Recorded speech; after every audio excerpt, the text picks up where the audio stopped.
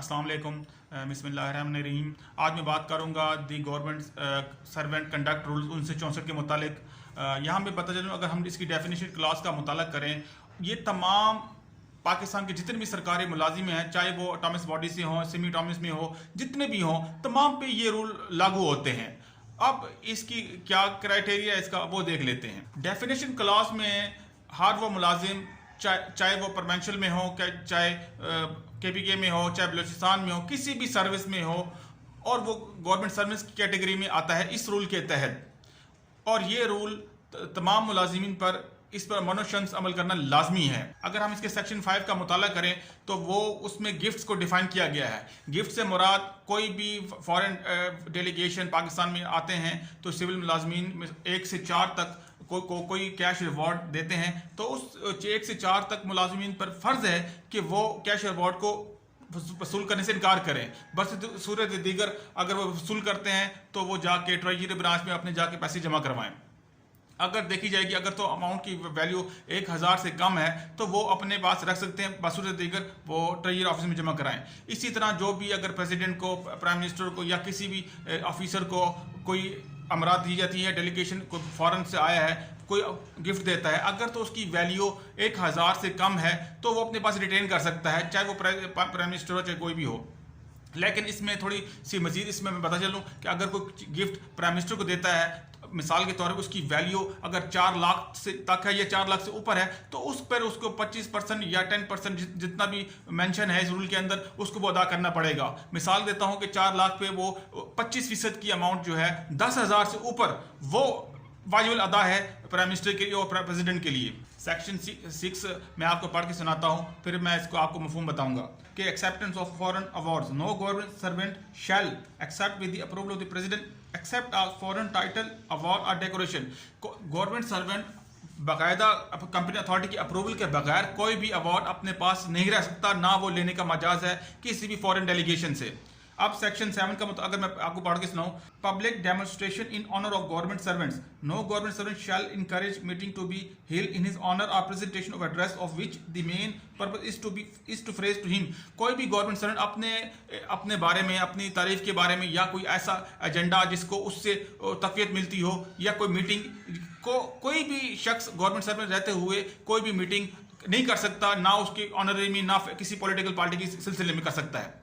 इसी तरह सेक्शन 8 कहता है गिफ्ट टू मेडिकल ऑफिसर।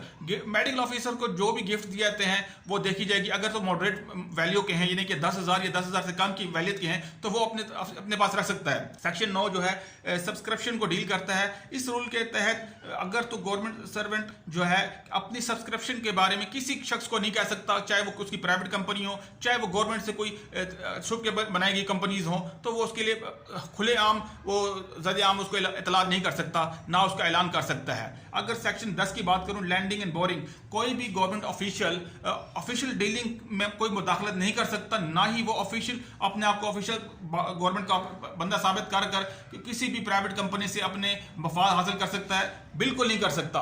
अगर वो प्राइवेट कैपेसिटी में कोई बिजनेस करता है या कोई भी लेन देन करता है, लेकिन बशर्ते ये है कि वहाँ गवर्नमेंट का कोई भी लेन देन उसके साथ ना हो, खुद वो अपने पार्ट टाइम काम करना चाहे तो वो भी कर सकता है। अगर मैं सेक्शन इसका 12 बताऊं तो डिक्लेरेशन ऑफ प्रॉपर्टी है।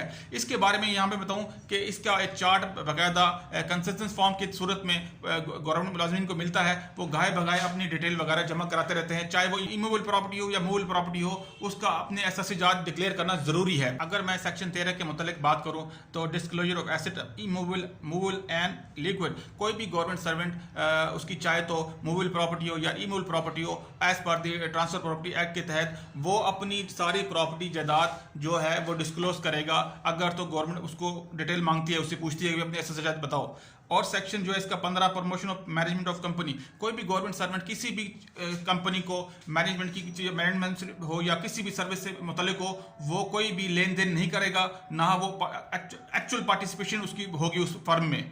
और ये चीज़ें हैं गवर्नमेंट सर्विस में बार हैं कि कोई भी गवर्नमेंट सर्वेंट इस तरह की एक्टिविटीज़ में हिस्सा नहीं ले सकता। सेक्शन जो 16 है वो डील करता है private trade employment of a work. कोई भी गवर्नमेंट सर्वेंट अपना निजी कारोबार में निजी कारोबार करता है या वो निजी कारोबार से रहते हुए गवर्नमेंट से कोई फाइनेंशियल बेनिफिट उठाता है तो ये गलत है, इलीगल है। हाँ, जहाँ तक बात रही कोई चैरिटेबल ऑर्गेनाइजेशन है, किसी के लिए ऑनररी काम करता है तो उसके लिए इजाज़त है। कोई आर्ट है, कोई लिटरेरी वर्क है, वो इसके लिए एग्जम्पशन है गवर्नमेंट के, वो उस हद तक वो काम कर सकता है।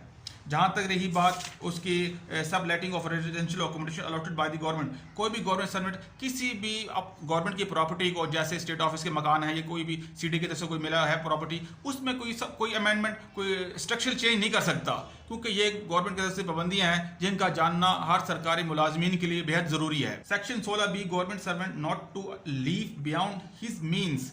कोई भी गवर्नमेंट सर्वेंट अपनी आमदनी से, जो अगर लगता है कि किसी को कि वो अपनी आमदनी से ज़्यादा खर्च कर रहा है तो ये भी चीज़ उसकी अगेंस्ट जा सकती है। तो इस चीज़ का भी आप लोगों ने ख्याल रखना है।